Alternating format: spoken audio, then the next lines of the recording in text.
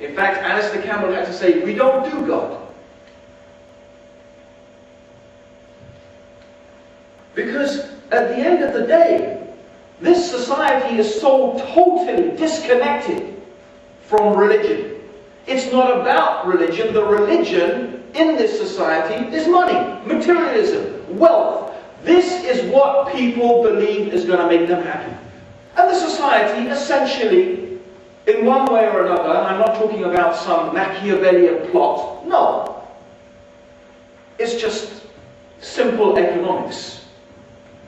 Society is essentially controlled by the people who have lots of money, the big businesses.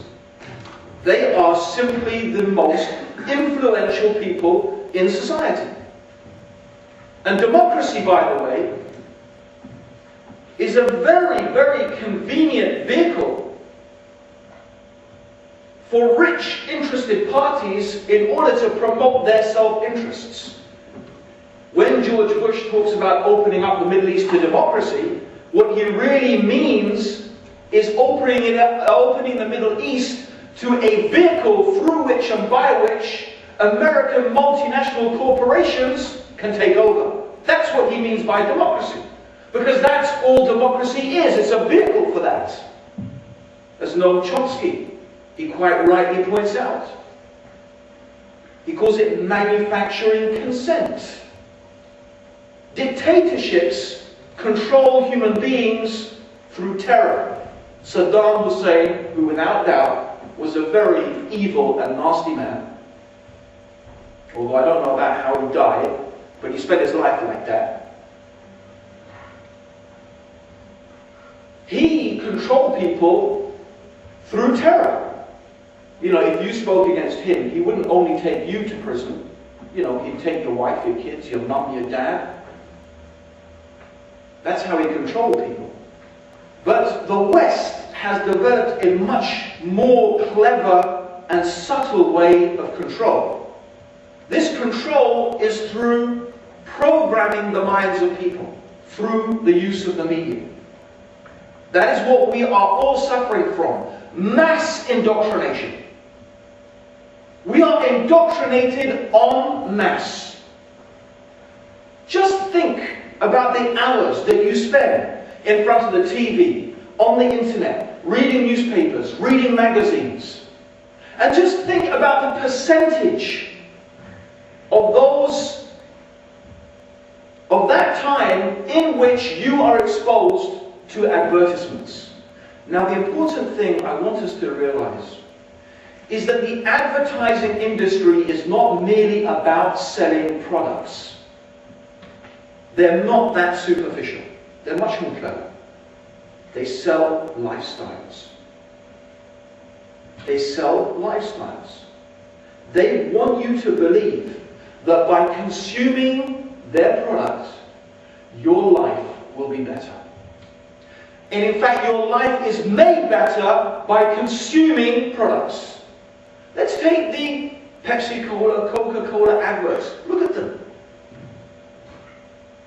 The usual scenario, young boys, young girls, nubile, young, smiling, white teeth, you know, they're brown, not Pakistani brown, you know, Caucasian brown, you know, smiling, laughing, dancing, Coca-Cola, it's the real thing. And you look at that and you say, that's how I want to be. I want to be happy like that. I want to be fit and strong like that. I want to be beautiful like that. But it's planted in your mind now that Coca-Cola is the thing that is going to make you be like that. Of course, you know, it's a lie. Coca-Cola doesn't make you fit and strong and make your teeth white. Coca-Cola makes you obese. It makes you fat. It gives you cancer. It kills you. In fact, we're dying en masse of obesity. Mostly, one of the biggest culprits is sugar-based carbonated drinks. But you'd never imagine that from looking at the advert, would you? And then just spend some time actually analysing those adverts. Saying, oh my God, what are these people telling me? Drive this car, have this thing, you know, they're telling you that if you have this product, your life will be enhanced. I don't know, I mean, I remember, you guys, most of you are too young to remember, but there used to be an advert for Hamlet cigars. There was a cigar called Hamlet. And the phrase was, happiness is a cigar called Hamlet. Happiness is a cigar called Hamlet. And the advert I remember was this advertisement for Bacardi.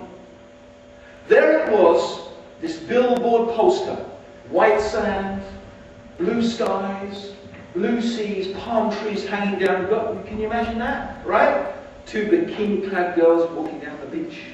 Yeah? You look at that and say, that's where I want to be. That's where I want to be. Right? And the caption read, a rainy Sunday night in Peckham, if you're drinking Bacardi. A rainy Sunday night. Let's think about that. What is the worst night of the week? What's the worst night of the week for the 9 to 5, in and out of that goddamn boring job population? Yeah? What is the worst night of the week? It's Sunday night, because Monday you have to go back to, and the weekend is over. So it's Sunday night, and it's raining. You see, in England, raining is bad. In Pakistan, when it rains, people go out and have picnics. Okay? But here, we don't like rain. Right? So it's a rainy Sunday night, and worst of all, you're in Peckham. And Peckham is a place in southeast London. I used to live there. Believe me, it's horrific. But, if you are drinking Bacardi, it will be like you're in paradise. That's very dangerous. That is very dangerous. Alcohol is a poison. Alcohol kills. People are beaten up, suffer diseases. In fact, I cannot think of a single substance that has so much evil results like alcohol. Yet they want to tell us, if you drink this alcoholic drink, it'll be like you're in paradise. This is what we are brought up with from the day that we are born. From the day we are born, we are indoctrinated with these images.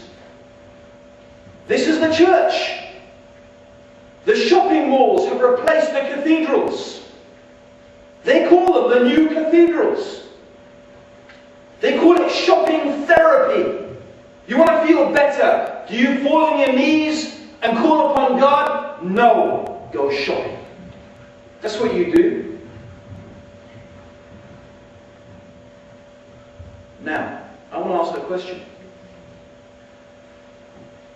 You know, this wouldn't be so bad if actually wealth did equal happiness. And if having material possessions really did make us feel happy, it wouldn't be so bad. But the facts are, it doesn't.